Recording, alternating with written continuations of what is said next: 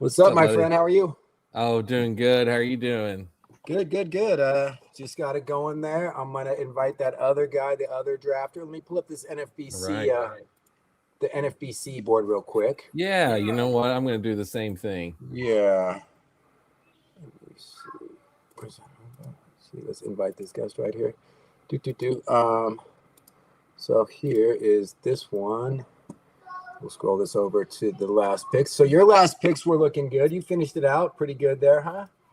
Oh, bud. Yeah, I feel really good with how really all of the final, like honestly, like 20 rounds, I really liked a lot. Yeah, I think a lot of value got in those last rounds, and that's of course always what I'm looking for. Let me find this guy right here. Hello, son. How are you? Very good. Thank you, What's son. up? They're doing this head tap thing now. At their school where I'm getting so many head taps. All right, there we go. I just set the link to the other guy who was in the draft. So possibly he will come and You know what team number he was? he was number 2. That's Patrick. Okay. Oh, okay. Gotcha. Right. That's one Patrick. Right there, right by us. Okay. Yeah. So we're kind of talking about his board, his draft a little bit there during the draft. And it turns out he drafted a pretty good team. Let me find my window I want to get real quick. Because I do have the Ryan Bloomfield special, his tracker system where it shows where the teams came out in the draft. So nice. It'll be good to see that. Let me see. StreamYard Studio. Let's see. Let's remove that. And now add to the stage. I want to add a different image file, video file. How do I get this one off? Let's see. Cancel that. Stop screen. There it is. Presenter invite. Share screen. There it is right there. This is locked there. Okay, so here we go. There's the NFBC board, my friend. All right. That is everything that we know and love. So the other guy who was coming on was team 2. And so that was, his name is Matthew. So he'll be on here in a second. I sent him a link. But we both did talk about our teams. I think the last time we really talked about what we were doing was around the Jock Peterson time here. And I think you just mentioned that you were really happy with your last 20 picks. So, I mean, before we get to the review, let's give this guy a little minute to maybe pop in and join us here. Yeah, no problem. Yeah, I mean, let me talk about some of those picks. I remember these picks were the ones I feel like you were just not sniping me, but making the smart picks in front of me that I felt were good value. I feel like you acted on that Gary Sanchez news there in the 36th round. Oh, here he is right here. I've got this guy right here. Let me add him to the stage. Hello. Hey, hello guys. How's it going? Good. Hey, what's going on? I'm Jason. This is my friend Spencer. I'm Spencer. Here. Cool. My name's Matt. I go by Mr. P. Rich. I have a podcast during DFS season for football. So. Okay. Yeah. Nice. What is it? It's called Bias Check with 1 week season. All right. Okay. Yeah. So I'll make a note of it. Yeah. Check I don't do any YouTube, football. I don't do any football myself, but is this your first draft after that season is over, or you've been in baseball for a while, or do you wait for football to finish? This is my second. Your second. So my second DC. Yeah. Okay. Yeah. How'd you guys? When'd you do? I was gonna say, when'd you do your first one? Was it like back earlier in the year, or was it here recently, right before this? Correct. Yeah, just more recently. Yep. And I'm in my third one right now. So. Okay. Well, this is my third one. I did one about a month back and one about 2 weeks back. And so this is definitely my most recent one. This one took a good 2 weeks to draft, though, fellas. So I feel like we saw a lot of developments. I just put up on the board here, I put the standings of how they came back according to some calculations that are calculated off today's numbers. So it looks like these are just whatever. Looks like you came in pretty strong there, Matthew, in home runs and stolen bases and trying to catch up that average. And then you just had a pretty regular balanced pitching team there, showing 8th on his thing there. And then Where you at? You changed your name. Dwight, you're right around Petrick right there. Saves, strikeouts. So, these are anybody's guess, but this is kind of like, this is with today's numbers, how it would come out. It has me at the top, but that's just whatever to that. So you know how to work these projections, TDK. Yeah, I mean, I draft specifically to these projections. I mean, I'm not a guy who knows players or understands drafting too much. I just gave. Oh, don't sell yourself short. Don't sell yourself short. I listen to the smart players, and I try to be aware of the dialogue and the adjectives that are being used by the smart players. But yeah. Anyway, so that's good. Does anybody want to talk about their team? Let me bring up the other screen, the NFBC screen here. So you said this is your second one, and do you only do DCs, Matthew? Well, let's put it this way: I'm only good at DCs, so okay. I've dabbled. I'm just so bad at waiver wire. I don't spend the time on hitting the waiver wire and everything. So. I love to hear that. Because in the months during the baseball season, you're doing football stuff, right? I mean, definitely towards the end of the season. But no, I have two kids, like two small kids. That too. There you go. Right. Yeah, the kids will get you, but at the same time, it is rewarding to have them. But you got to kind of compartmentalize. Thankfully, my children are being taken care of right now, so I got that time. But yeah, I don't know. I get Mr. P. Rich. I want to ask you this: do you do any gladiators, or have you? I have not done them. They are usually wrapped up by December, I think. And yeah, they're November and December drafts. Yeah. But with that, there's no work. It's just a draft. You don't even have to set a lineup. Right. Yeah. So you can get some really good fun. TDK got in pretty deep this year. He's been doing it for a while, but he got 10 of them in this year. Okay. That's kind of how me and Spencer kind of became friends in the fantasy world. Kind of what you expressed, the hate of the fab world, not wanting to deal with that. Nice. Yeah, I mean, I encourage you to get on some gladiators next year. Or Spencer does a lot of best balls. He has a channel where he drafts a lot of best balls, which also are like set it and forget it, like Ron Ronco said, man. Just put the chicken in the oven and just take it out when it's done. Just kind of watch it during the season. Yeah, and those are more geared towards like high upside than the best balls are, for sure. Totally different. I'm learning that from Spencer. Totally different way of seeing the players. There's some crossover. I would say the mid rounds of this draft, I would say 25 to 40. Some of that upside value. I don't know. Somebody who sneaks through. But see here, a lot of times too, and DC's the way I look at it is sometimes the boring old guys in the middle rounds are the better plays because they're the ones who are most likely to actually be playing during the year.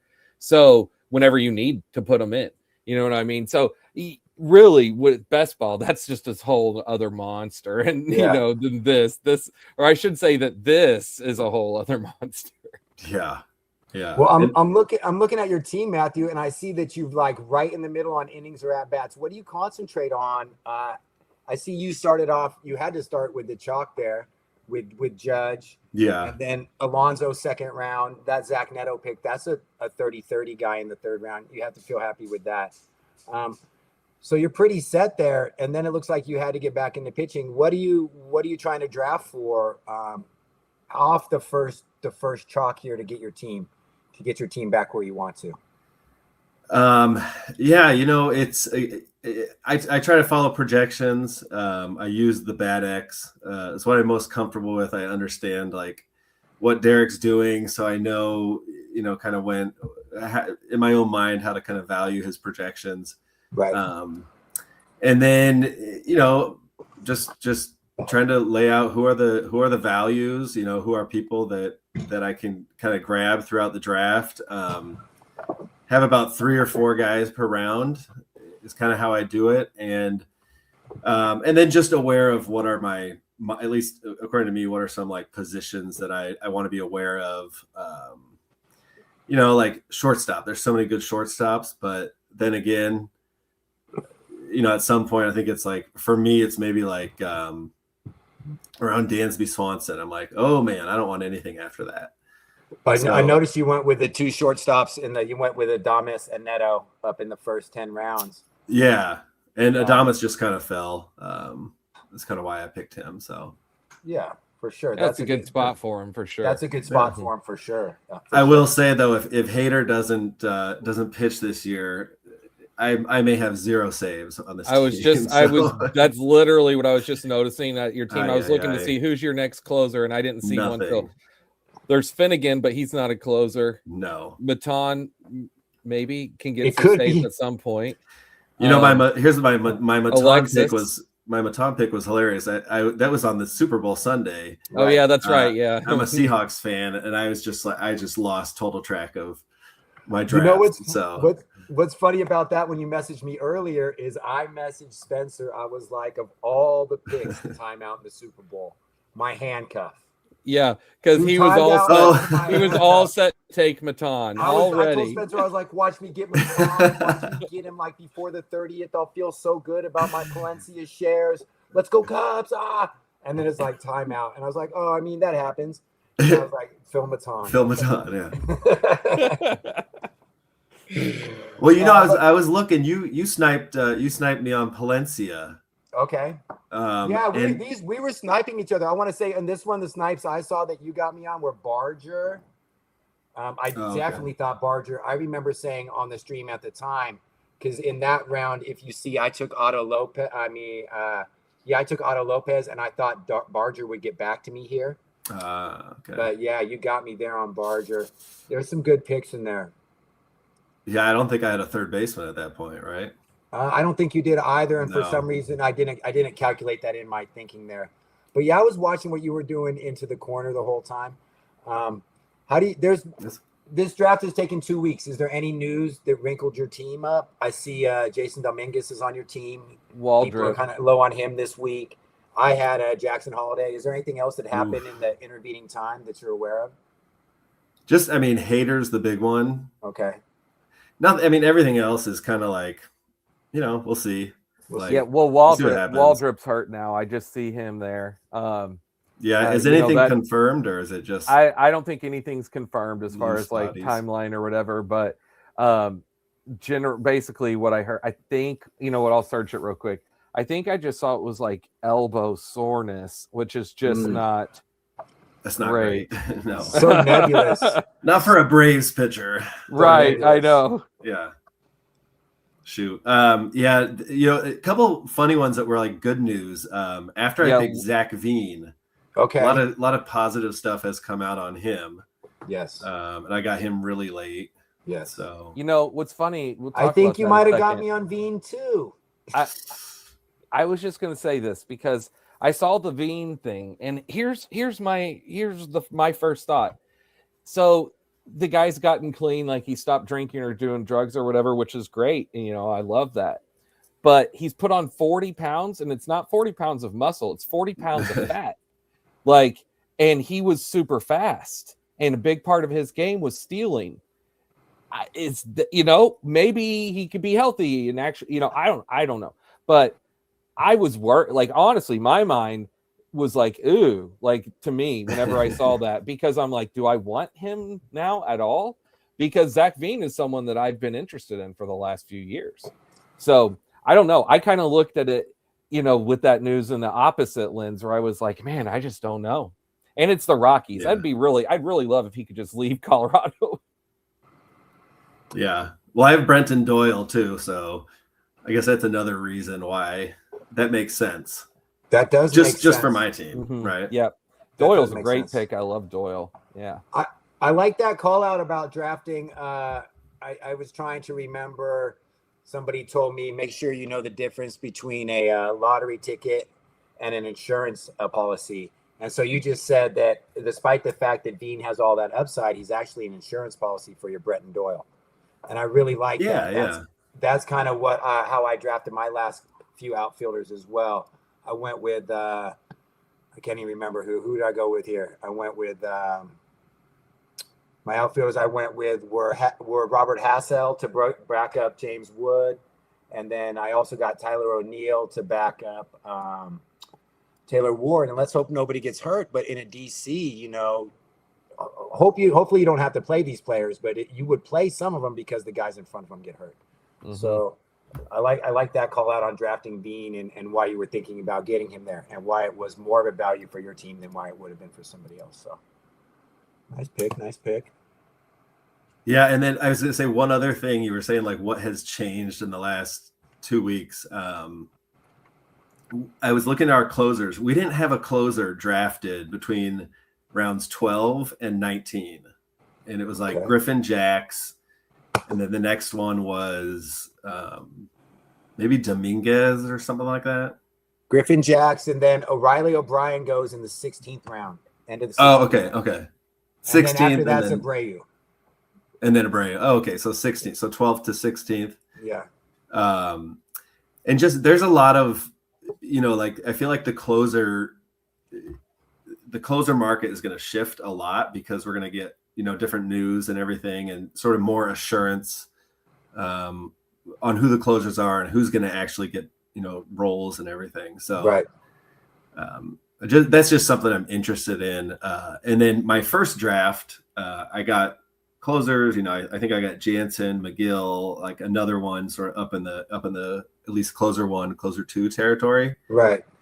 And so my second draft, I just kind of pushed them down a lot. Like, I got mine in the first draft, and then they went a lot faster in the second draft. And yeah, I'm looking just, at. Yeah. I mean, you definitely where they get away from you right there, and then they're gone in the blink of an eye. And you're right to call out this big area here in the middle between Jacks and basically. I mean, you've got some sprinkling, O'Brien, Robert Garcia, Yusita Abreu, but then it gets back into closers here in like the 23rd.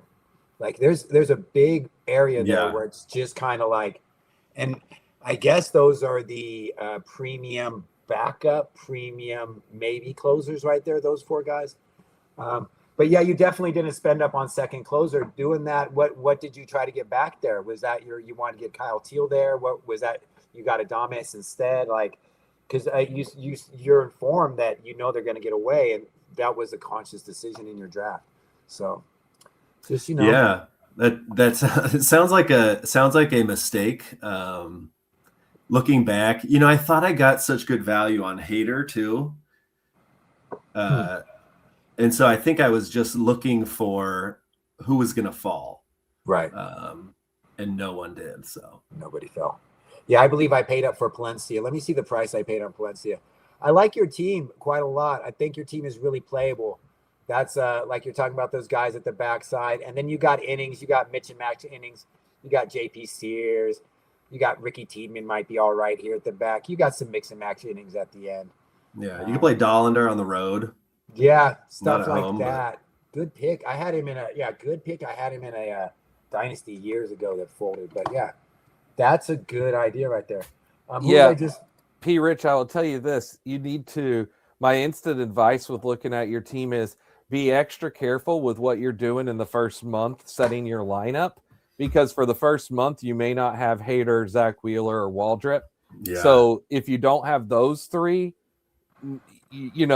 without those 3, the pitching is not looking near as good. Like those 3 help out your staff tremendously. So you're going to have to play some of these guys like Dollander. So, you called him out on the road, and that's why I was wanting to point it out. Because, whenever I looked at your staff as he's scrolling through it, that was the first thing because Bubic, I don't even know 100% he's starting the year healthy either. I think maybe, but I'm not 100% on that. I could see theoretically, if you don't make the right lineup decisions, your ratios could get away from you. So he's got Phil Maton to play for ratios. But I know. That's why I'm like, that's just my only advice of looking at it. Because I could see the start of the year rough. Yeah. I like the Wheeler pick. I like. So Wheeler, great. Wheeler. And that's why I'm like, if he's back in May, then you still get 5 months of great stuff. Yeah. He's like out of his mouth, it seems like he just wants to start the season. But the team is saying, hold him out a little bit. So I like that. Let him start. I wish they would let him start the season. I would love that. Right. Like go 200 innings, Oh, yeah. He's only got 1 more year. He said he's going to retire next year. So really? Wow. Yeah, he said he. I mean, I'm pretty sure. Hold on, let me make sure I'm not just making this up. But I'm pretty sure that Zach Wheeler said next year was his last year. Did you Yeah, plans to retire after 2027 season. Yep. Wow. I like the Josh Young pick there, P Rich. He was on my radar there too in that range. Yeah, I think he's a going good to get some solid play playing time. Nassim looking Nunez sad? could be some sneaky steals, Yeah. depending on playing time. Because I think throughout the year he'll get playing time. Again, that's one of those guys that it's like out of the gates. Is he going to just be a couple games a week kind of guy? But an injury or two opens up everyday role for him. Everyday role, he's a smash spot in your lineup in your middle infield.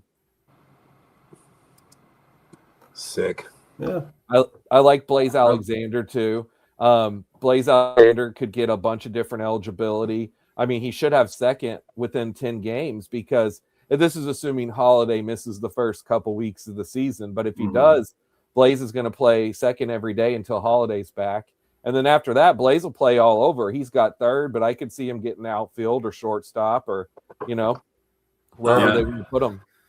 You never know. I honestly don't think he's that great, but I have him in a dynasty league. But we'll see, He's intriguing. I think he's an intriguing player. Yeah. Like he hasn't really got a chance, but like when you watch him, like, I can see something. It's not been unlocked, but I could see, and I mean, he's got a grade A name, doesn't he? I mean, is there a better name than Blaze Alexander? Yeah. Come on. P Rich, do you always build 3 catchers? Wait, do I have? I think I got a fourth. Like it's a DH guy, maybe. Is that? You got Joe Castillo later. You got. We'll Joe see. Castillo. Yeah. Okay. Yeah, we'll see. I don't even know if he's gonna get eligibility, but okay. Gabby Moreno's been hurt too. before, so he could get it if he gets hurt. Mm-hmm. Yeah. Catcher got away in this one too on me. That went quick. I almost took. I think it was Will Smith. I'm not even sure when he went, but we all 3 of us pushed catcher. All 3 of us pushed catcher. Mm-hmm. Okay. Smith went in the 7th right there. Yeah, I thought that was too early, but then I didn't get anything else. Yeah, I didn't want Rutschman. I pushed catcher. Right, I didn't either.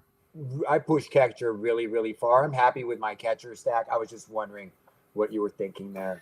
No, I had so much power from Judge and Alonso that I felt like, well, my catcher will just be, a guy that doesn't kill me in average. So, and RBIs and runs. So Teal, he's fine. Bo Naylor, he's fine. I'm showing Teal as a really good value where you got him actually. So it looks like you were like, let me get this value catcher here. So, and Bo Naylor's got a lot. Bo Naylor's got a lot of upside. I remember I was trying to get Bo Naylor there. And when you took Bo Naylor, I pushed catcher even further. I remember that now. You snatched Bo Naylor from right in front of me, and I went all the way down. I had to go down to Caratini there. That's a good one, though. Yeah, got decent there. I made a decent pickup on my catchers at the end. Wells, Caratini, some upside on Joe Mack, and my guy Braxton Fulford. That's my sleeper. That's my sleeper this year. Usable Braxton Fulford. Anyway. Cool. Wait, what team is he on? He's on Colorado. Oh, okay. Yeah, I was going to say, that is a sleeper indeed. TDK. I love it. I love it. Because they're going to get, Hunter Goodman's going to feel good about himself. He's going to strain an oblique. Somebody else is going to have a kid or have to spend a weekend out. And Fulford is real toolsy. And he's going to go up there. He's going to hit some bombs in Colorado. And the crowd's going to like the backup catcher. And that's all I care about. It's just making a reason to like a guy at the end of a DC because who knows who they are after 700 anyway. It gives you a good week someday. Yeah, it could be worth it. Well, because I'm better hope he's in your lineup because then you'll be mad if he has this great week sitting on your bench because I've been there plenty of times. Well, that was one of the metrics I was using to see. I was seeing how many at bats and how many as I was tracking the draft. Spencer, I don't know if I was showing you this one, is I was seeing how many at-bats for each position people had. So somehow I got Does that count multi-position eligible people? Yeah, I can't count as multi-positions. So this would be any playable at bat in that area there. So that's something I try to draft for, is just trying to be right in the middle there. You were hurting at second base, Spencer. I remember that throughout the draft. Anyway, but yeah, so that's one of the things I draft too, is how many at bats I'm getting. I try to keep that even. Who's my second base? Let's take a look. Let me take a look at your team real quick, Spencer. Let's pull up your team here. I remember thinking at one point in time you have a good second baseman, but your second baseman behind that is not good. Is not very strong. It's Nico Horner. Yeah. My point, like Nico, sometimes I just am like, you know what? I don't care. I'm just counting on this guy being healthy. Yeah. You know, I could have used him on my team at that point. I was looking for Nico at that point. Give me some batting average. Mm-hmm. Yep, I felt very good grabbing that. What else do I got? What else do I have at second? Your other second baseman looks like your next second baseman looks like it's Cody Clemens and David Cody Hamilton. Clemens and David Hamilton. Mm-hmm. So yeah, that's where you're not. I mean, Nico Horner might get you those 600 at bats. You know what I'm saying? Yeah. I am fully counting on it. Fully counting on it. And if it doesn't happen, it doesn't happen. But here's the other one. So look at, this is the big reason why, because it's not going to show up on your sheet. Who's my utility? Your utility guy in my mind would be McKinstry. No, it's Matt Shaw. Matt Shaw. Okay. And if Nico Horner gets hurt, Matt Shaw's playing second, and he'll have that real quick. Plus, if Matt Shaw gets traded, there's a good chance he's getting traded to go play second somewhere. So Matt Shaw, that was a good late fall. And whenever I got that, I immediately was like, okay, this is my second base insurance here. That doesn't have second base eligibility yet. So that's the other thing that sometimes those projections don't show, is the future projection of a potential role based off of most likely injury or trade or right. That's what you're saying is drafting direct replacement level. I remember you talking about that at the time, where either Shaw gets traded or it doesn't matter that Nico Horner gets hurt, because now I've got direct replacement level and he's decent. At least he'll steal bags. He'll give me one counter that I was counting on from Horner. So, and I think Matt Shaw can be good. Like if he got everyday play, like I think Matt Shaw can be a totally very good player with decent average, some pop and speed. So like, right now, as it is, as a utility guy, the way his role is on the Cubs, he will never play. Right. He will only play if something opens up. Right.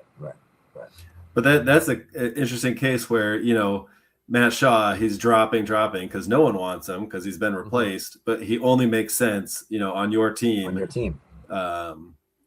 is cool, which is what you start thinking about in these slow drafts, because you do have the time, to put all these different pieces into play and like different levels of thinking, And it was a huge ADP fall. Yeah. And that was the other thing at the time. I was looking at the last 14 days of drafts in the ADP, and in the last 14 days of drafts, I had got him at his lowest ADP.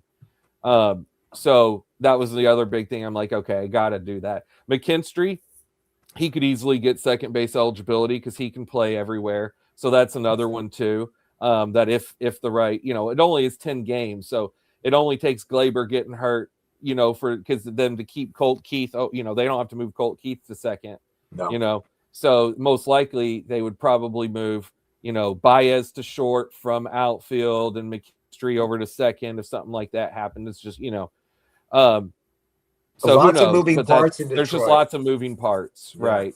So I will say Matt Shaw is a 40% better pick value, Spencer. That's like the highest one I've seen in a while, just on what you're saying. And I would say when we talk about drafting to projections, that's why it doesn't matter, because it's about how you play your team. It's about how your team is played and how it presents itself to be played throughout the year.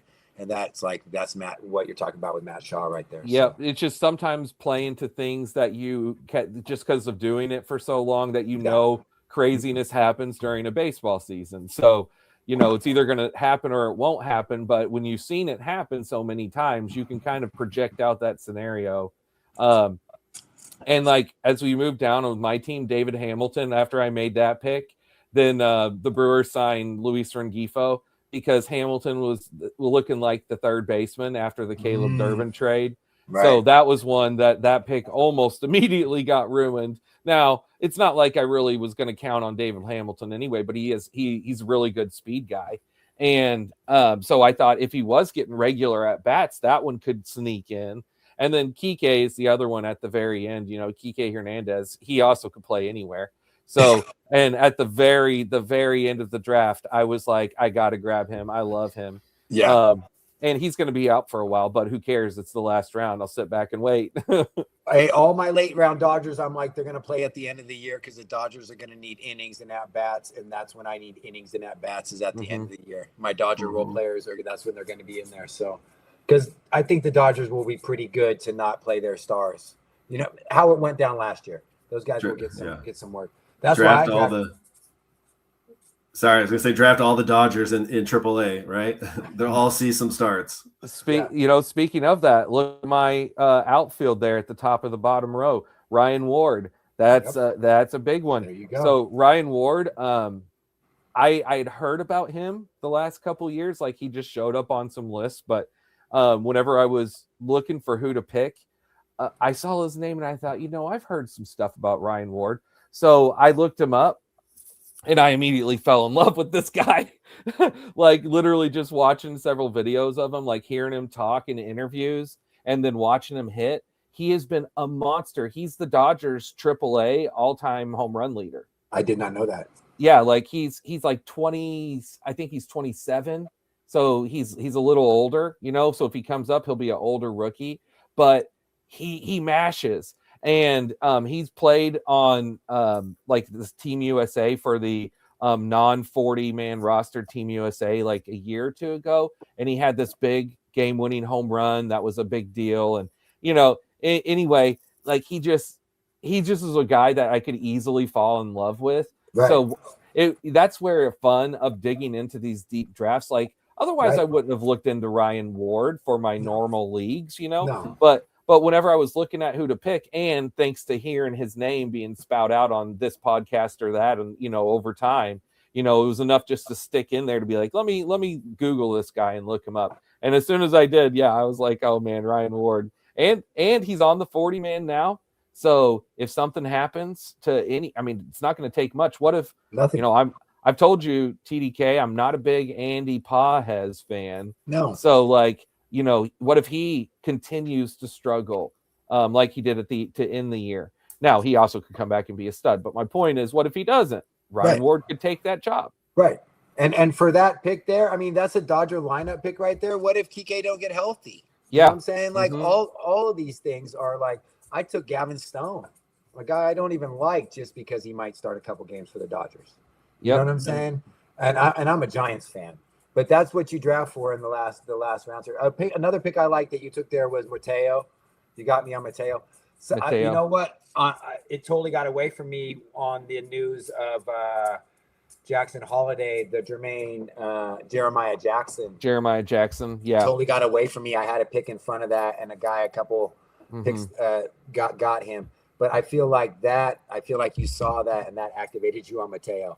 Yep. Jeremiah Jackson was in my queue. Okay. He was so good to end the year last year. He was so good. I've told you about this daily points league that I'm in, and in this daily points league, I picked him up and I was playing him for the final 2 weeks, and he was crushing in the playoffs.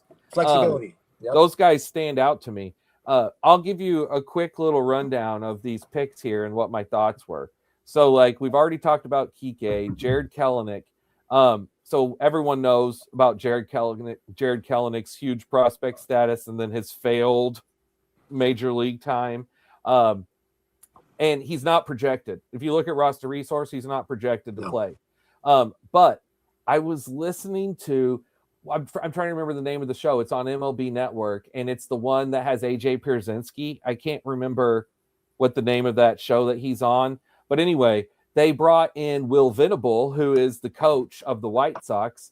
And in that, they asked him, like, what's like one guy that blah, blah, blah that you like? And he called out specifically Jared Kelenic and how he's got a lot of high hopes that he's going to come in here with a fresh slate and they can turn him around. And so that put him on my radar for a very last round pick, because I saw that like a week or two ago. And no one picked him. We just stayed there. Finally, at the end, I was like, let's do it. Michael Lorenzen, he just signed with Colorado. It's the same thing like the Dollander. I'm not going to play him in Colorado, but I might play him on the road. Yeah. I might play him like at the Giants or, you know, something like that. So definitely. Ryan Clifford, big power prospect for the Mets. It's only going to take one injury to someone. I mean, Jorge Polanco, he's old, right? Older. He's 10 years younger than me, but he's old.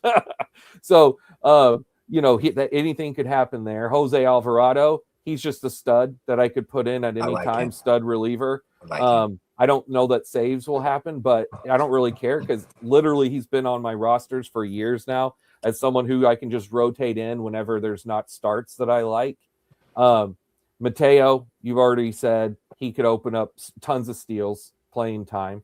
Gregory Soto, he could get saves it's Dennis Santana, for crying out loud. It's not like we're talking about a locked and loaded closer. He was in an all-star game. Gregory Soto has been an all-star. He's had multiple years of being a closer. He's experienced. He hasn't closed in a while. Yeah. But I already talked about Ryan Ward, Dre Jameson, potential closer.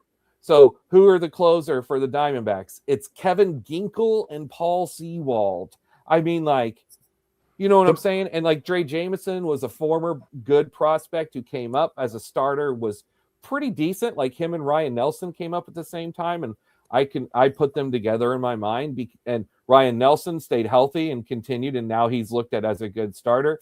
Dre Jameson was out, missed like a year and a half, came back last year as a reliever, and now he's back fully healthy. And again, I was because I listened to so many things. I don't remember what it was, but I was listening to something where they were talking about Dre Jameson, and it was someone who had either knew Dre Jameson or had interviewed Dre Jameson, and that he's like really wants the job. Like Dre Jameson really wants to be the closer. So I know that was like, okay, so he's going to fight for it. Well, it's not going to take a whole lot to overcome Kevin Ginkel or Paul Sewald. So that's why I picked him. Joxton Garcia, the password, you know, he might not work out, but at this point, you know, it's just an outfield flyer. Anthony Kay, guy who just came over from Korea. Same with Ryan Weiss, two guys that were imports that came over. They might work, they might not, but they both could have rotation jobs. Kay does right now with the White Sox. Weiss doesn't necessarily, but he could, and I've heard good things about him. I know Nick Pollock's really into him. We already talked about David Hamilton and Gary Sanchez. Grabbed Gary Sanchez after I saw him get picked up. Good pick. Elmer Rodriguez Cruz, big Yankees prospect. He may not come up, but if he does, if you watch him, either of you guys remember Jose Fernandez? Did you ever watch Jose Fernandez? I remember him. Yeah. Elmer Rodriguez Cruz looks like Jose Fernandez on the mound. Like that's whenever I watched him, like that was what I thought. He looks like Jose Fernandez. But sorry guys, I'm gonna just sorry to interrupt here. I've got to get out of here. Oh, that's all right, bud. But I love good listening to the in-depth analysis of those last 10 picks, because like I could probably look back at mine and I'm probably two of them are like I just looked at a name, literally a wild card. Like maybe I'll get lucky with one of these guys. You know, but anyway, to hear that in depth is nice. And Spencer knows stuff, man. Listen to Spencer. He filters it down, bro. Hey, my channel's called Best Ball Draft Addict. So if you want to check that out, I actually just doing underdogs. But last night I drafted a Best Ball Championship, and that was a 3-hour one where I talked about how my draft and live streamed it. So that was fun. Okay. Yeah, nice. Hey, P. Rich, thanks for coming on, man. And thank you. Thanks for having me. This is great. Hit me up, draft another draft, stream a draft. Let us know what you're doing with your stuff, man. Cool, we'll do. Football, tiny bit. Follow football a little bit.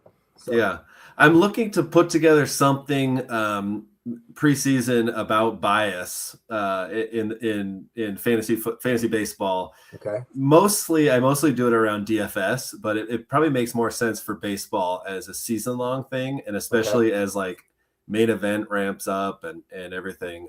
So I'll get something out there. I'll let you know. Yeah, Bias plays a huge role. There's no doubt. Yeah. Hey, let us know because both of us work at it early. Gladiators and early contests, so we're in the we're in the stats early. So for sure. Okay. Cool. Yeah. Nice meeting you guys. Nice. Hey, thanks for sharing your time with us, brother. Yeah. Thank you. Thanks for having me.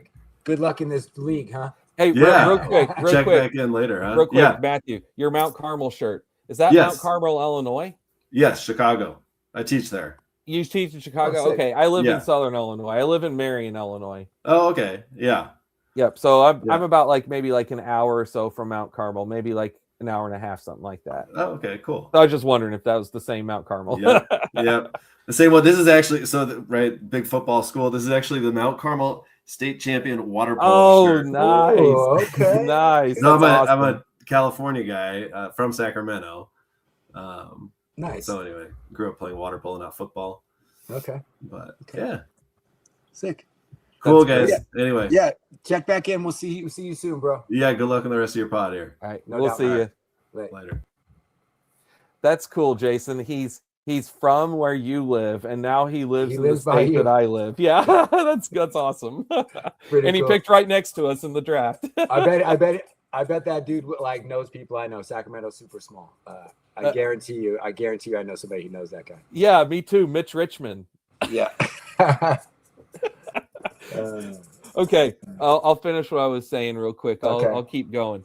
So Goldschmidt, me and you talked about that. Goldschmidt was an incredibly good fall. Holy crap. I mean, that one, he shouldn't have still been there. No.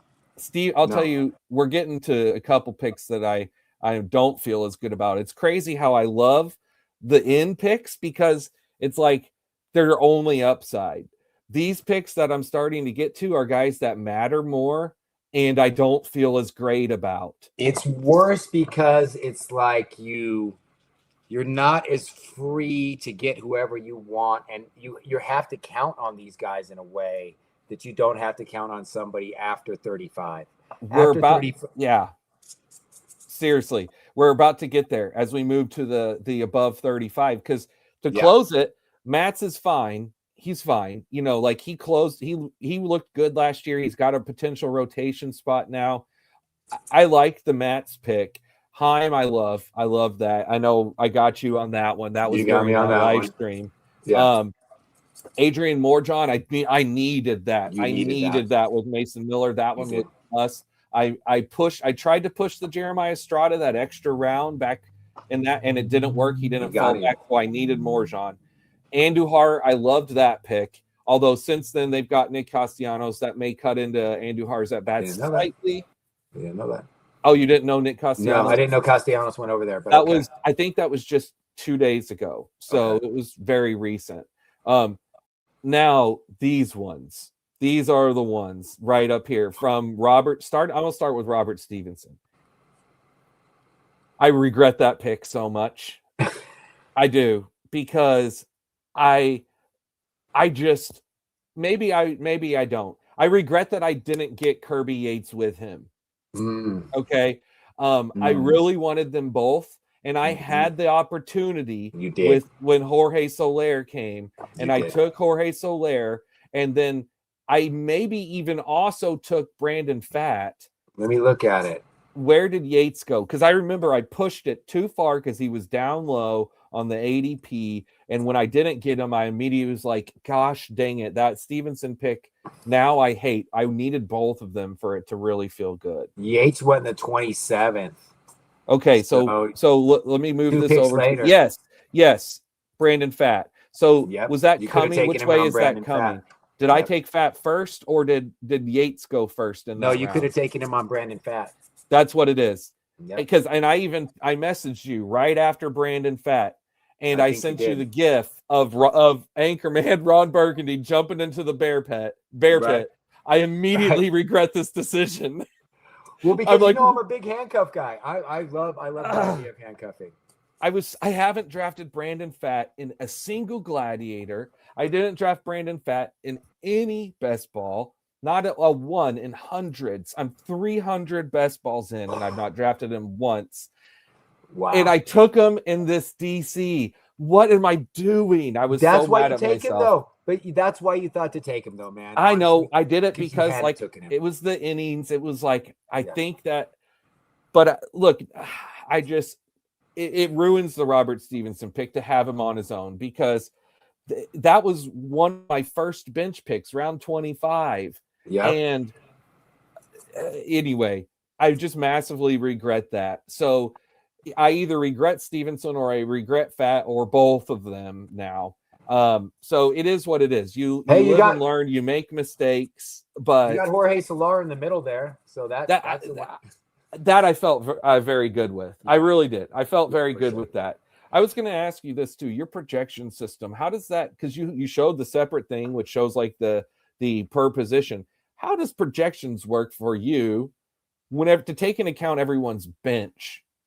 Oh, to see these projections on how, because I'm struggling. You know what I mean? You know what I'm saying? Like, how does that work? Because that's like, how does it, or are you just like literally it's based off of your starters? It doesn't. You have there's going to be a formula I find that I go with, and this is my little attempt at it right here. If you see it, what you're talking about. Yeah, I'm trying to see it. Yeah, okay, zoom in a little. So it shows bench contribution or something labeled a little bit like that. Yeah, and that's based off how many at bats your bench would have to give you that your starters wouldn't give you. So the DC money board, I don't draft to 80 or 90%. I draft to the average of the money board.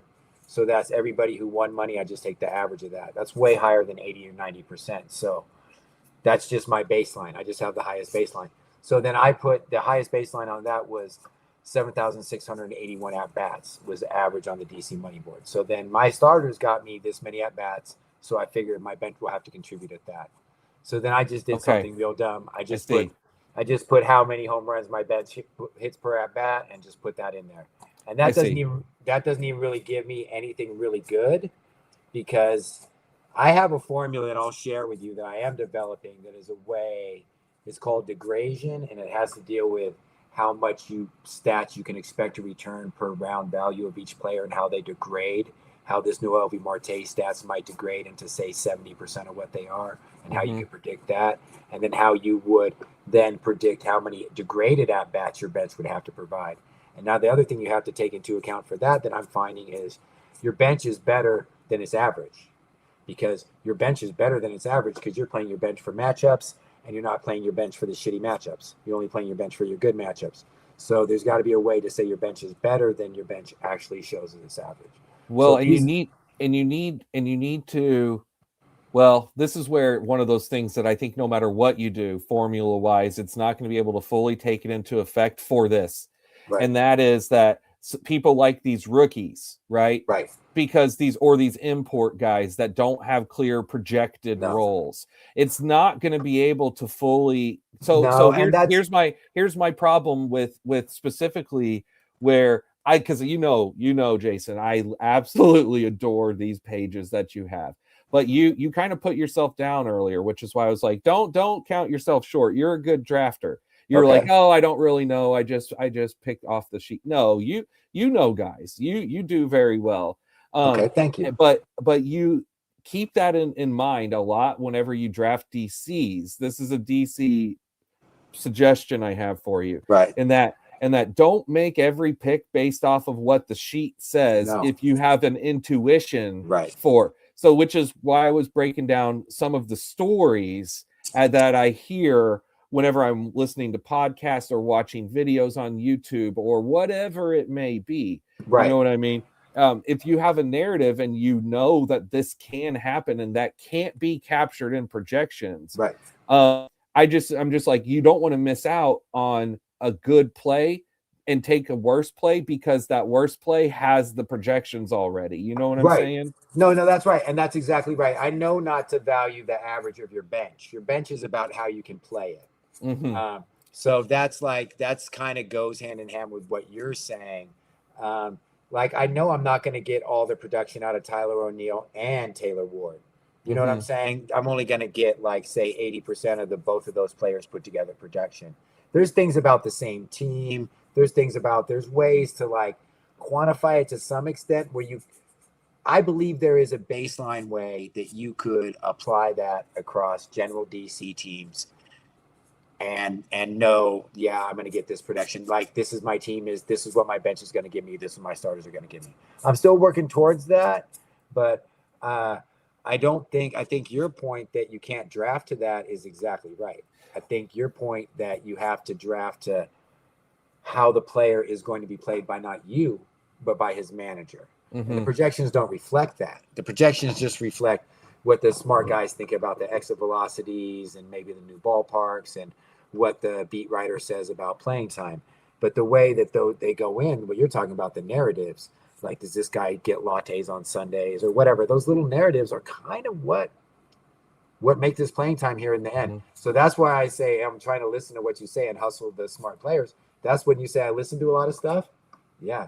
And that's why when you hear me say stuff like, that's a hometown radio pick, that's what I'm saying. That's exactly what I'm saying. Dude just made a hometown radio pick.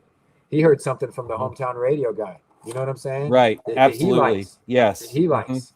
So, and during the year, I'll, because I sit and watch so much baseball, and I'm watching on MLB Network with the package, So whenever I watch A's games, I'm hearing, I can choose the A's broadcast or the opponent's broadcast. Exactly.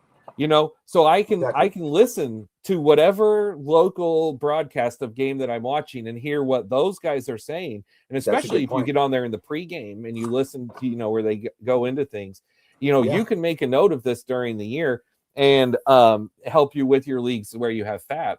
Yeah, the best time to listen is just post game when all the crazy half drunk people are calling in because the team lost, and then you're gonna, you know what I'm saying? You're gonna catch the real info about what people really think and what and I'll tell you what, if this guy who's been to the ballpark, the guy who works for the radio station or the guy who knows baseball has been to the ballpark and he's seeing something he likes in a guy, and some drunk guy calls in and tries to tear that guy down, you're going to get a real opinion about a major league player from a guy who watched him that afternoon.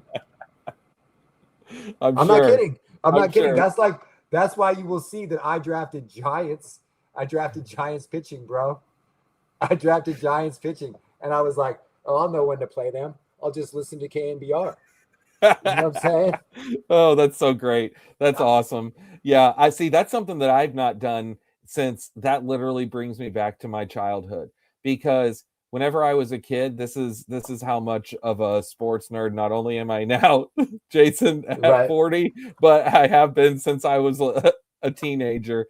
I used to sit in my room at house while I would mess, and I would draw. I would mess with my cards, and I would listen not to music, right? During the 90s, I wasn't listening to Korn and No, I was listening to AM radio 810, the sports talk radio, listening to like Arnie Spanier and like whatever other program was on. Yeah, because that's where you would get the knowledge, and you would go talk about that with your friends, and your friend's dad would have a different opinion, and all. And there wasn't internet back then, so that's what you got. That's how you got. You didn't see people's comments and stuff. No. Yeah, no, that's the real stuff. So yeah, I hometown radio picks. I got 3 of them on my team. I got Landon Roop, I got Hayden Birdsong, and I got Tyler Mahle. So you want to know my thoughts about those? Huh? Roop is a great potential pick. I think Roop could be a stud. Yeah. He's not proven to me yet, so he's not someone I would want to put in. But you got him on your bench for a reason, right? Exactly. You can sit and wait and see, and then play matchups. Mahle is good if he's healthy. So Mahle is just good, period, as a good pitcher who you could play probably against almost everyone but the Dodgers. And then the other one, Hayden Birdsong, that's a flyer. That's a flyer. Hayden Birdsong, he's supposed to be a reliever for them now, right? Not even a starter anymore. Isn't that right? Well, let me tell you what they're saying on KNBR. Marty Lurie's a baseball luminary around here. He's saying he's throwing way more overhand than he has before, and because of that, his mechanics are going to work themselves out. And that's just some but my point is isn't he supposed to be out of the bullpen now? They were saying that because he didn't get his mechanics straight. They're saying if he gets back to where he's going, throwing the ball overhand and throwing that hard fastball, that he's a starter. They're gonna try to get starter innings out of him. Well, So- it would probably take injuries to Mahle and Landon Root for that to happen, but at least you got all three of them. Right. So yeah, see, that's where they all play in together really nice. Right. And see, that's why I was thinking with Birdsong, because last year they moved him. Like They did. 2 years ago, I was good. super into him as a breakout pitcher. You know, He had a good 10 and then games. he did in 24, and then last year in 25, it didn't work out, and then they went to the bullpen, and but see, I've not heard any word of him because he's pretty much just been off my radar. Mm-hmm. Yeah, those are some of the picks I made. I mean, my last picks here, it's nothing special. I just tried to round out my team. I am curious of what you think about Jock Peterson, though. Like, I never put a utility. He's going to be starting for me, Spencer. That's a starter I got at 543. Is that right? Am I right to think that that's a starter for me, that line? Yes, you are. You stole it from me. I was about to take it. Okay. All right. Because I pushed him a while. I pushed him a couple of rounds. I kept because he was down lower. He's down really low at the ADP. He was down lower than this. Like, I thought he could have kept going. And no, Jock Peterson is an amazing pick because there is no cost associated with it. There is no risk. No risk. None. And he's coming off of his worst year of his life. And you know when he's going to play. Nobody wants him. This is why I have taken him on. It's only been 2 or 3. Okay. It's only been 2 or 3 times, but I've taken him on a couple underdogs because Jock Peterson can absolutely crush. I mean, we've seen this year after year after year on many different teams, and he gets hot. He has really good hot spurts. And so for this late on your bench, it's a perfect pick because you may never play him. And if you don't ever play him, it's okay. It's okay. But you might have him in your utility week 1. I have him in my utility right now. Yes, that's what I'm saying. You probably are starting him on your team right out of the gates. He is starting on my team right now. Starting 17 home runs in my utility position. Yep. And with the potential for a good season to have 30 home run season. It's one of those picks you get in drafts. You see these guys. You're like, why is he falling?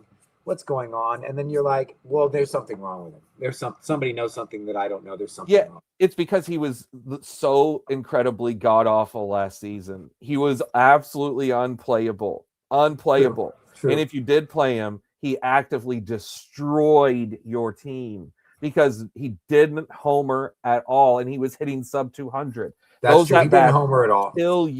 They kill you because you keep playing them. So, but for you, the point is if he starts off the year cold and you play him a week or 2, you're not obligated to keep him in your lineup. No. See, last year you had to spend up. You were drafting him to be your starting utility. Right.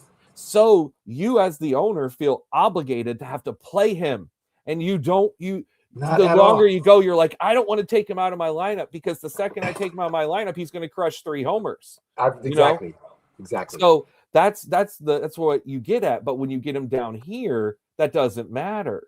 Mm-hmm. So, or at least it shouldn't. You should in your mind be like, it's nothing but positive because if he doesn't work, you take him out. It's what I talk about when I talk about maybe your bench returns more than its average because I'm not going to play him on his bad matchups. I'm not going to play him when he's got 3 lefties on a Monday, Tuesday, Thursday. He's not even going to be nowhere in my world. No. So I'm going to get those home runs on Friday, Saturday, Sunday. Whenever they got 3 righties. 3 righties. Mm-hmm. So, I mean, I know 3 lefties is rare. Okay, my bad. 3 lefties in a row is rare. But yeah, it's rare, but still. Unfavorable matchups. So they might have a Monday through Thursday where they easily face 2 or 3 lefties, though. That could happen. It's bad ballpark, or maybe who knows what it is, right? But yeah, I think playable power is what I was looking for to get back into power with my team because I started off low on power, and that's why I really was like, dang, Spencer got me with the Paul Goldschmidt pick because he's the same thing. You know when he's going to hit. You don't know when he's going to hit the home runs, man.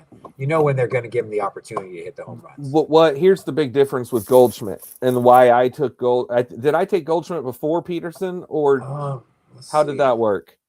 But mainly with Goldschmidt, I can play him and whenever I'm playing him, I'm not playing him hoping for homers. I'm playing him hoping for a decent average where he can homer and drive in runs, Right. you know, and get Okay. runs. Right. And Goldschmidt can chip in an occasional steal here and there.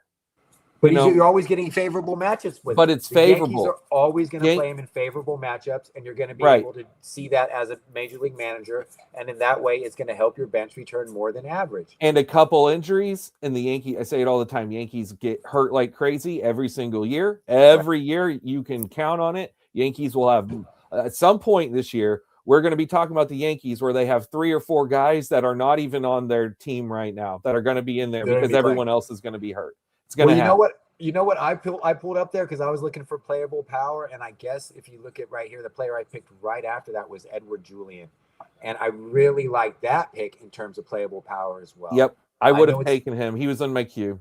Okay. Mm-hmm. Yeah, so I mean, I feel like I got back into power that I definitely didn't start off on.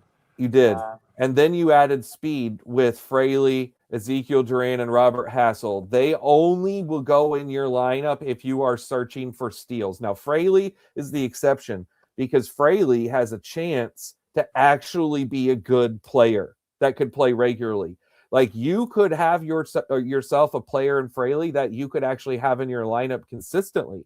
Well, that outfield is so iffy. I think I made a comment at the time. If anybody above or below him has anything go wrong with him, because so many guys considered below him on the depth chart still get playing time he would get because they're trying to give those opportunities. If anybody gets any mixed up at all, he's getting more at bats. I took him at the end of my best ball last night, and I called you out I was like, I'm going to go ahead and take this. It was like round 45 of 46. I'm like, this is a shout out to my boy TDK. Nice. Thanks, dog. I appreciate it. But dude, Conforto is the other one.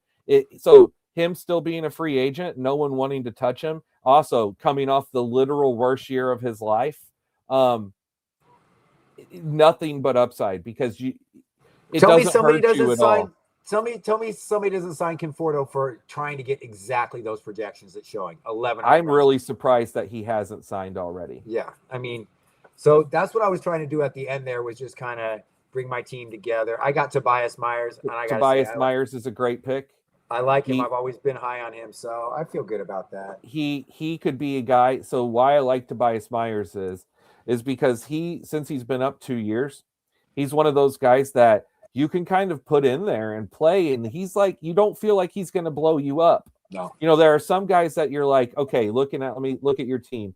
Cutter Crawford probably is in the Eduardo Rodriguez. They're in the range of like, you have to be careful when you play them because they can get blown up. Whereas like, I don't really think of Tobias Myers as someone who's going to get blown up. It's like, he may not be great, but he's not going to kill you. He seems wise beyond his years. He seems professional about his business. And like, you're right. You don't feel like I'm going to just get Tobias Myers is going to let my whole team down right here.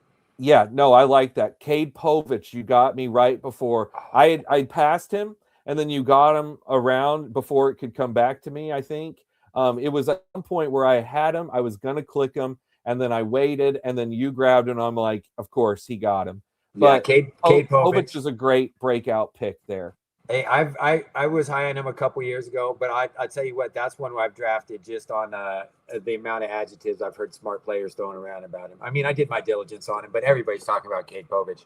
Yeah, so that's Cade Povich. He has potential to be really good. You know, you talked about earlier what's happened in the last 2 weeks, and you picked. I just noticed. So Soroka is now less of a chance to have a starting job with the Zach Gallen signing. Of course, that's right. Of course, you know, something I'm sure will change, but Soroka is now probably bumped from that rotation for the time being. Let's see. I believe that Bloomfield's might have more recent data than ours, and we could see anything like that. Anyway, sorry. No, you're good. Those things do happen, though. Soroka bumped. I did see that Gallen signing. I did not think about that in terms of Soroka. Yeah, see what it says. It wants me to put the file in there. Here it is. I got it. Okay. It's right there. Do.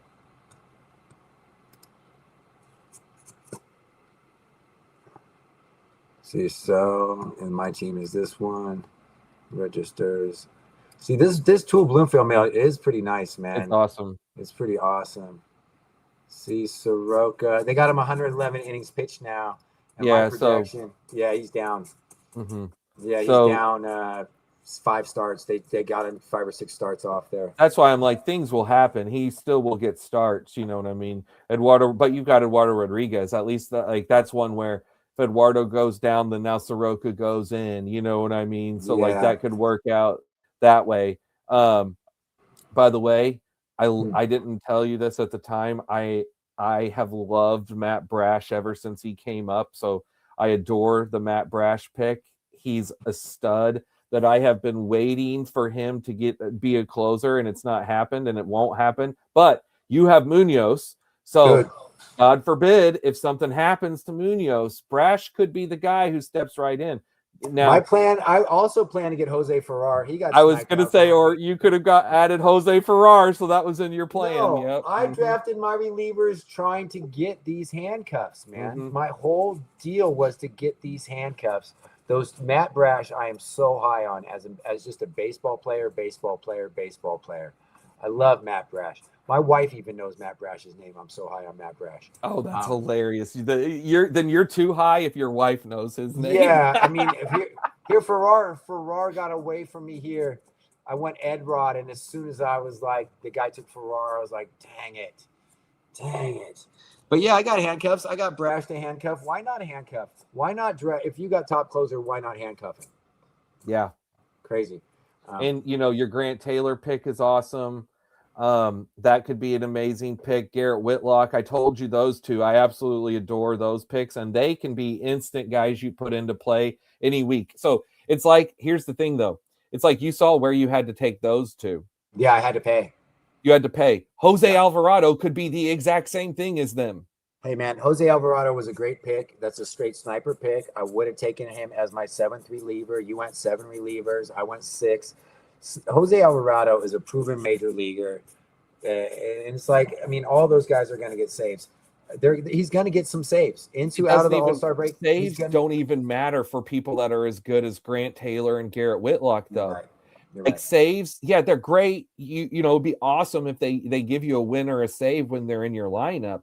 But on any given week, you don't have to force yourself to throw a starter that you don't like their matchup just to fill your lineup. And that's why you can throw those guys in. And that's why I like the build of my team, because my team is a 6-3 build to start with, because Grant Taylor is going to start for me. Or if he goes iffy, I'm going to start Whitlock, or maybe even Matt Brash. Those guys could all start as ratio strikeout guys as my number 9 pitcher, 3rd reliever. And then I only have to start 6 starters. And in that way, I can keep my 6 starters so crispy and so good. So let's look at that. My plan. Go up. I want to see your top starters again. So you're going to start week 1 lineup that you set today. Okay. Let me find You set your lineup today. That's it right there. Right. That's it. Ragans, Kirby, Pivetta, Bibee, Munoz, 1, 2, 3, 4, Castillo, 1, 2, 3, 4, 5, 6, Matthews. 7, Munoz, Palencia. You would start Zebby. You're not going to start Zebby Matthews week 1. I'll tell you that right now. But that's my 6th starter. But I'll start one of these other. I'm looking at your team projecting right now. Who's week 1? Your week 1 9. This is my point. It's to me, as I'm looking at your team, your week 1 first thing that you're going to put in there, Ragans, Kirby, Pivetta, Bibee, Castillo. That's 5. Munoz, Palencia, Taylor. Okay, that's 8. Now, are you going to start any of the other starters that you have week 1? No, you're probably going Garrett Whitlock. I go Garrett Whitlock or maybe Mahle. Mahle could be the one. But you got to think, when you set that first week's lineup, some of these guys aren't going to pitch. You know what I mean? Yeah, right. Like Soroka won't pitch. Zebby Matthews won't pitch. Yeah. Landon Root probably won't pitch in the first week. No. Eduardo Rodriguez will, but he probably won't have a good matchup. You could look right now and see who the Diamondbacks are playing.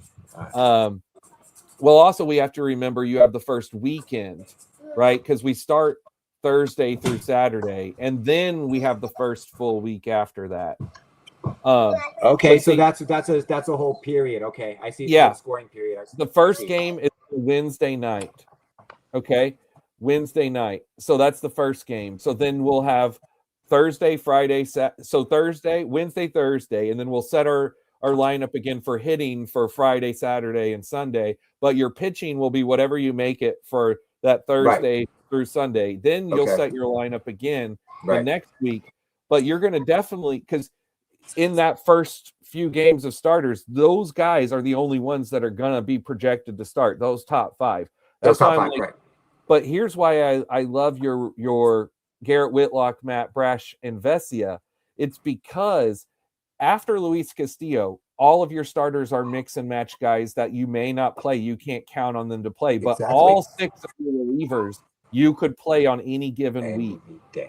So and they help your ratios and everything. And I think that your top 5 are plenty good enough as long as they're healthy. Now, if you lose 2 of your top 5, your pitching is in trouble. Okay. You have Ragans and Luis Castillo go down or something like that. Luis Castillo is not a good example. He's always healthy. Kirby, he's been, if your top 2 go down, now you're in trouble. But you can say that with anyone, right? So I guess that wasn't a good example. Of course, if anyone's top 2 goes down. If my point is, but I don't have second line mid-plus starters. Is that whenever I look at your team, those relievers are going to be so vastly important to your team's success, and this is ultimately what I'm getting at with all of this. And I love those guys you picked. I think everything you said is correct. I think a point you made on this earlier, about a week ago, is, and I think I take it too, is if you're iffy about one of those guys, throw your good reliever. Yeah. Throw your good reliever, and now you got a couple of relievers. Maybe Brash is going against Dodger Padres. You know what I'm saying? But maybe Whitlock is going against I don't know, Angels, Braves. You know what I'm saying? So you got a choice there. So that's part of the reason why why I drafted this pitching staff like this, with you talked about it earlier. You said, Jay, a thing you can do is just make sure you have ratios. And I was like, you know what? That is the right thing to do. I've done that before. I kind of got burned drafting too many relievers last year. So I made a point to draft only 6. But you're right. That's why you said I took 7. You took 7. I have taken 10 before. That's too much. You got to have start. Too much. And so you can't do that. It'll end up hurting you. But this is why I said, whenever I look at your names, why the immediate names that I think you're going to put in and play are Mahle, Roop, and Tobias Myers. And I don't think you're going to play Birdsong or Povich or Cutter Crawford or Gavin Stone. You're going to be too hesitant to play Eduardo Rodriguez until you see him do good. Soroka is going to be not starting the year, so you're not going to want to play him out of the gates in some sort of random long relief role. But Zebby is the wild card, right? I'm high on Zebby. You're higher on Zebby than me, okay? Yeah. And a lot of people are. There's a lot of people super high on Zebby. But I have Luis Morales, okay?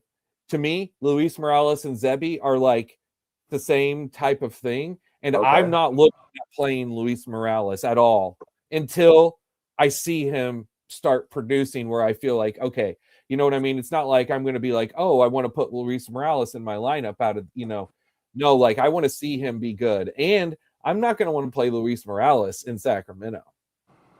Yeah, that's what I'm saying. Yeah, you got to. I'm going to only want to play him on the road. Yeah, that's part of the whole idea about these players at the end just having the playable type of innings. Yep. Hey, Team 15, you see that? You see Doug in the chat here? I just seen him in there. I just seen him jump in there. Yeah. I'm just now thanks to you understanding how to use the chat a little bit. Let's look at what Team 15 did. Yeah, let's look at Team 15. Team 15 real quick. And then after this one, I'm going to jump off and get back to some work here. No problem. If we wanted to, we could keep talking about this all night. No, my amazing wife has already done so much work around here. I'm going to go help her out here in a minute. Absolutely. Yeah, let's look at 15. Oh, look, first off, that top of that draft. What's that? I just started looking at Team 15, and I loved what I saw to start the draft off. Okay, let me see. Team 15. So let's see. Oh, let me put up this other screen here. Oh, I want to put up the NFBC screen. There we go. Team 15. He starts Tatis, Lindor, Rooker, Pete Crow. Ooh, he's firing that out. Yeah, that's why it's kind. Oh wait, here it comes. I was gonna say it was blurry. Now I can see. Okay, I can see now. Yeah, look at that outfield start. Tatis, Rooker, Pete Crow, and then Lindor. And then you got your guy Giancarlo, who I've seen a picture of looking 20 pounds thinner today. Yeah. Yeah, baby. Yeah. Like maybe you can say help. Dude, Stanton could be, I took him so much in Gladiator. I took him way too much in Gladiator, like way too much. I shouldn't have taken him so much, but it's looking good. Maybe not. I love Stanton. I can't help it. All right, but look at that. Bush, Yiner. So his catchers, Yiner, Diaz. Who's his second catcher? Let's scroll down. Let's look at his catchers. Bailey. Oh, he went a bunch of catchers. Bailey, rushing, Bailey, rushing, Pages. Okay, so who that top one was Yiner. Okay, Yiner's awesome. I don't know, because Bailey's going to be rough to play as a starter. Bailey's going to be rough to start unless you're just starting him to get runs and RBIs, because that's a good team. Hopefully, Dalton Rushing will get some regular playing time at some point in the year, and if so, man, if he got traded, that would be amazing, wouldn't it? And he could start somewhere. That would be amazing. If Dalton Rushing, the Dodgers are needing a heartbeat of needing a position player to package him and somebody else to get a star, man. This is a heartbeat away from happening. Heartbeat away from happening. You could play Pedro Pages. I call him Pedro Pages. I like to just say Pages. I don't care. But like, you could play him. You could throw him in your lineup. So I would personally play Pages over Bailey. This is how I would start it, and here's my reasoning behind it. I talked to you about how catchers that play every day that do not hit well actively hurt your team. 100% agree. Now, Patrick Bailey is like literally the best catcher in baseball defensively. So, I think that he has an opportunity that maybe his bat gets better, right? But based off what he's done, you can't put Patrick Bailey in consistently. You play Pages, you take the at-bats, whatever you get, because at least the at-bat you get from Pages, which will be less, could be more productive at-bats where he could have some power, and it's less at-bats. So it's not going to hurt you. The thing about, I looked at Patrick Bailey there because catcher was getting away from me, and I was just saying, what if I need runs? Because the only thing that accompanies those at-bats is runs. So, Patrick Bailey's got the most at-bats maybe of any catcher this whole year. That's what I'm saying, because he's going to play every single day. Yeah. Like almost, because he's so good. He could have 50 runs, and if he hits 2.25 with 50 runs, I hear the Patrick Bailey argument. I hear it. Yeah, you don't want, it's hurting you. It's hurting your team. It is. This is my point. You don't want that. What you want is 80 runs. You want 14 or 15 homers, 80 runs, and you want a batting average that's not 220 or 200. You need a 240, 250 average. And this is where like Pedro Paez could be that. So Pedro Paez is going to be the everyday catcher. You're right. Here's why I'm still good with the Bailey pick, though. Like I said, I like to look at the narrative too of what if something happens that we haven't seen yet, that projections can't grab, that you can't go look at his stats from last year or his StatCast, because Patrick Bailey's still young. He's like 28, I think, 27, 28. Yeah. Could that be a change? Maybe his back gets right. Maybe he has lunch with Buster Posey. Maybe something. Who knows? Who knows? He does. Over the last 3 years, Patrick Bailey leads the Giants in game-winning RBIs and walk-off hits. He's clutch. Yeah, he's clutch. That's a great point. He is clutch. You are 100% right. I have seen those game-winning hits. So no, for sure. And that Matt, it's because, like I said, Patrick Bailey is a stud baseball player, but he could actively hurt your DC. This is just my point. Okay, we talked about catcher enough. I think he got the Vientos here. He got the Vientos. Vientos is back in the mix in New York, right? Why? Didn't something happen? I heard people say don't sleep on Vientos. Then you're telling news to me. Okay. I like think the whole point Vientos. of I know, and I like Vientos too. The point is, I think why anyone would say that is kind of just simply the same reason why we would say don't sleep on Vientos, because we know the power that's in that Right. bat. Exactly. But like, where's the path to playing time right now? To Right. me, he has to be traded. Yeah, that's true. That's true. If he gets traded, though, then that's a breakout pick. You know what I'm saying? I think I like the value of that pick there. To be honest with you, that'd be the yeah. last It's a pick good in late. Gladiator. It's a good late spot. Good value there. I want to look at his starting pitching. Okay, Blake Snell, so he might not have Snell to lead out of the season. His relievers, Rocio Iglesias, Riley O'Brien. So he'll play both of those to start the year. Taylor Rogers. That's a good pick. That's a good pick. I went to look for him too late. He was already gone. Pick. It was Team 15 that got him, I see. Yeah. And Zerpa, that's good. Graham Zerpa's Ashcraft I love to see Angel Zerpa picked, man. Zerpa's good. Yeah, Zerpa's good. And Graham Ashcraft could be sneaky, because what if Emilio Pagan, like Graham Ashcraft was a potential saves guy going into last year before Pagan took over. I think that's a sneaky 49. I think Ashcraft was the opening day closer for the Reds last year, whatever, but I think he was in the role before Pagan. You're right. I like this starting pitching. Look at this: Sonny Gray, Ranger Suarez, and Nady Eovaldi. And those are guy some really, Cantillo. And then Cantillo, our guy Cantillo, and David Peterson is solid. Robbie Snelling upside. Hopefully he's up sooner rather than later. Waka, the dependability of him, even though you don't know how good he'll be, but you know he's going to be out there. Justin Steele, I like that for if he comes back later in the year. Ooh, a good upside pick for Javier. Peyton Tolley, he was in my queue for quite a while. I couldn't Corbin take him. Burns. Damn, you're the guy who took Corbin Burns. He was also in my queue, and I was like, how long do I wait to add Corbin Burns? Because he might not be back until August. But what if I've thought about him for underdog too. What if Corbin Burns crushes in August and September? Just for 2 months, then right. When it's so late, you need those months. Those months are like the most important. Those are the most important months. I was watching him. That's a really good bench pick there. And then closing off Sandoval, that's a solid pick for like, what if he comes back and he's, not nothing. German Marquez. Retreads. Yeah, Hagen Smith. I had Hagen Smith in my queue for a pick at the end. I ended up not doing it, which is why you got him there, because I looked at him before this and ended up passing, but I thought about it. Him and Noah Schultz. Both guys that could be up at some point for the White Sox and be breakout picks.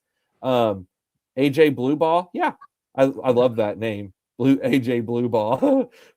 But yeah, that could be something. Kolek is a decent player. I like this pitching staff. Yeah, this pitching staff he went 17 starters, 5 relievers, but he really did get some good amount of innings there.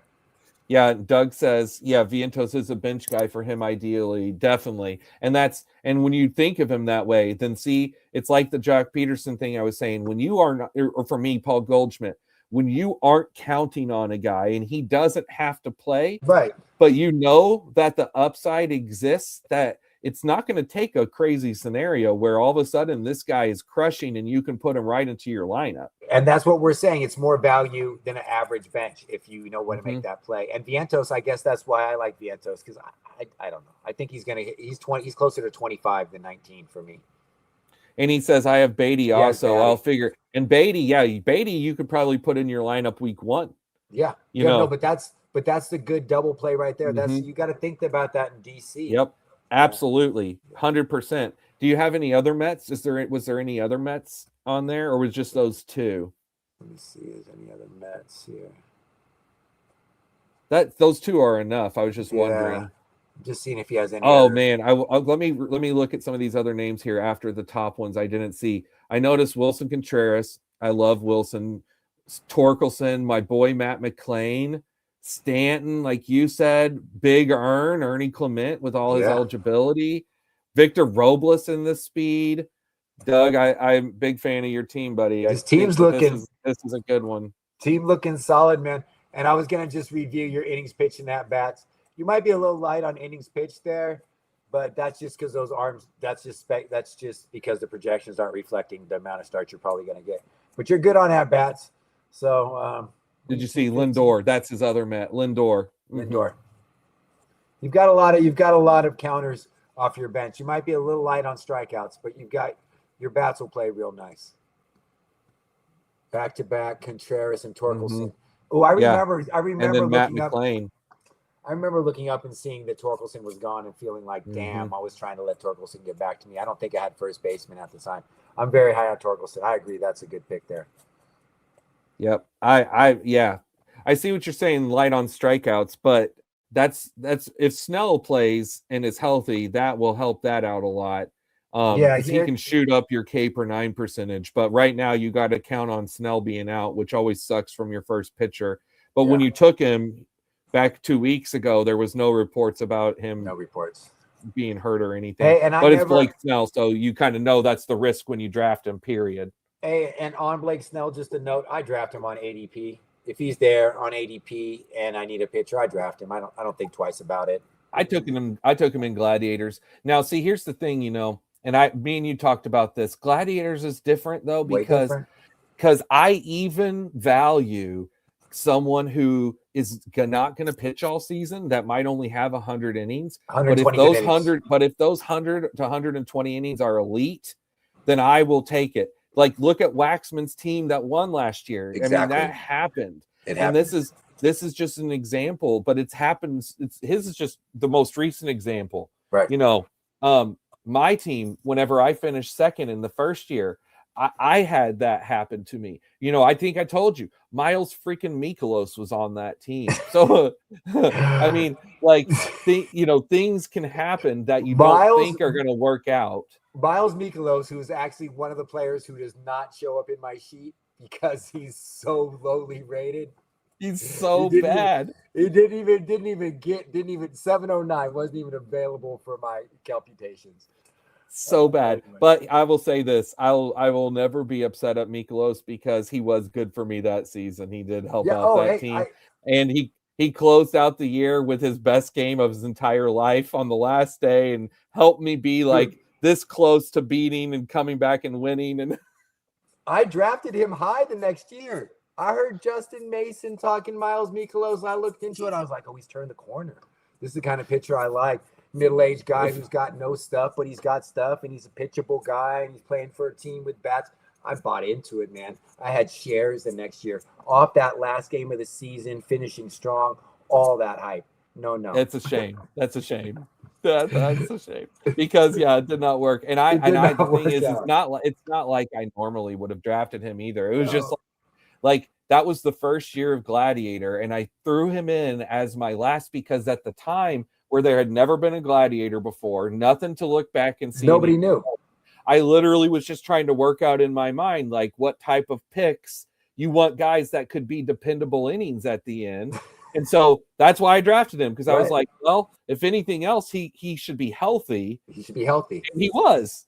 But I just got lucky that was his last year of relevance. Oh, good. Hey, buddy, hey, great talk as always. Great talking to you, man. Great little catch up on this draft. It's been a fun draft and live streams of all these slows. I think we're innovating, streaming slow drafts. I don't know who does that, Spencer. Yeah, I don't know. You're the only one right now, buddy. I've not started doing that, but I think that it's great, and it's because of this amazingly fascinating sheet that you have that is all yours, that you build, because this thing is so incredible. Thank you. And I love like this right here. Stop right here. This part of your sheet. I know I'm like you can't see my finger here waving at the middle with the names. Oh, with the names and this breakdown. Oh yeah. For this, I love this. And I love how you have that. And then that helps you while you're going to just sort of see based off your sheet who's available that you can fill in, and then like all of their little projections right there and the aggregate of them. Bro, and how you have the info right there. Just that alone to me is hugely awesome. Yeah, I've just developed this to be my drafting tool And like I said, I put in, I put in every pick, and it stays updated to me, and the names fall away. So when I look up to my sheet, despite the morass and the noise of the draft, I can look up and just see, and I don't have to search for, what does Bat say about him? What does Streamer say about him? How much variance is that? I mean, it's all kind of right here. We all fine tune our sheets to what we like, but I think it's awesome. And I appreciate it. Yeah, buddy. Well, we'll do this again soon. We've talked about we're going to definitely draft together live. That's going to happen for sure. Yeah, so and Doug, we'll work that out. And all these other guys who've been in this draft, man, I want to just commend everybody for the sense of community and the NFBC. Yeah, absolutely. I want to give the NFBC a shout out for providing the name sheets and all of that that we use. And anybody who wants to, I'm gonna draft one or two more DCs. So anybody who wants to get in one, let me know. And I'm always down to joke around and draft and talk about it. So. Yeah. Well, remember, you got to save one entry for us to do in March so that we can do a fast draft together one night. We're gonna. That's my last one. So I'm only gonna do one other. I'm only gonna do one other DC besides that last one that you've already intimated at. That's where I'm at too, because I want to do 3. So I'm gonna for sure do one more. Right. And it's either gonna be co-owned with my buddy or not. Okay. And then I'm gonna do that one with you, which I know we're gonna draft our own teams, but we're gonna both be drafting together in the same draft. Yeah. And it'll be my first time I've ever done that 1 minute DC. So that'll be a challenge. And maybe that night I'll stream so that you can focus on your sheet while we're drafting, because that's gonna be hard. You know what? I with think your sheet. We can both stream. I think we can stream on both channels simultaneously. Can we? I'm looking into this. That would be really cool. That would be cool. Because I was thinking that during the fast DC, like I have my auction coming up next week with Bubba and the Bloomer. I'm going to be streaming that. And earlier you saw Arico's. I know you were in the chat talking. So like you saw Arico, and while I was watching that, I was thinking, man, because Bubba and Ryan and Ben, they were all talking, and Joe was sitting there looking so stressed, and I was sitting there thinking, man, I typically in auctions like to have like a spreadsheet where it's just a simple spreadsheet, but like where I input in my players and it fills in, and then I already have like inserted in amount price that I want to spend that I can adjust as we go. So I kind of have an idea for I want to spend this much at this position, this much here, and then I adjust it based off who I get, and I overspend or I get a value on, and now I've got this much freed up to spend at this spot. But I'm like, how am I going to do a spreadsheet, have the thing streaming, talking to the comments, have a guest on? Like, man, it's going to be something next Thursday. You know what? I'm looking forward to it. It's going to be fun. I think having the guest on is the tilter for me. I'm going to do all the rest of it. I'm going to put in the picks live. I'm going to stream it. I'm going to talk about the picks. I'm going to do the auction. I'm going to live track it. I'm going to have the data screen up that's showing the teams as they progress. Right. Doing it too. What's that? I forgot you're doing it too. I am, yeah. Wednesday. But I'm not going to have a guest on. I think I'm the 8th draft. I think I'm on the 25th. You're the day after me. That's right. You're the day after me. Yeah. That's right. Sheep is the day before, right? Yeah. But I'm not going to have a guest on because I couldn't talk to the homie and hear any word in my head. We both, and now it's coming back to me. We talked about that, about me coming on with you coming on with me. Yeah. But honestly, I don't know if I can do it. I can't have someone. I may just have to just literally focus and try to just talk. Bro, I already picked your brain enough on these players, bro. I have to think about this. Right. You know what I'm saying? Oh man. Well, it's gonna be fun. I can't wait. I'm looking forward to that. Anybody who's watching the stream, say Bubba and Bloom is streaming all of their DC, their auction drafts. It's really a good time. They started one tonight. Joe Rico just streamed it on the Sleeper and the Bust channel, so it got a lot of views. But Spencer's streaming one, I'm streaming one, Sheep streaming one, Bubba Bloom streaming one. It's gonna be a real good time. Yeah, it's gonna be. I'm super pumped. I'm just also like, I'm not nervous to do it. What I'm nervous is what lineup will I build? Right. Me too. We'll see. Me too. Anyway, well, thanks, bud. I'll let you get back to the fam. I will. I'll get back to the fun. Doug, hit us up, man. Hit me up. Hit Spencer up. You know where we're at, man. Yeah, Doug. Always down for the community.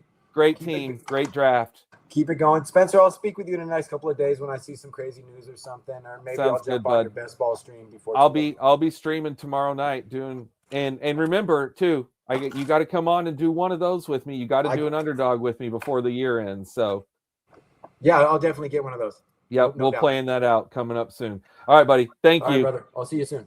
Talk to you later. Peace. Bye.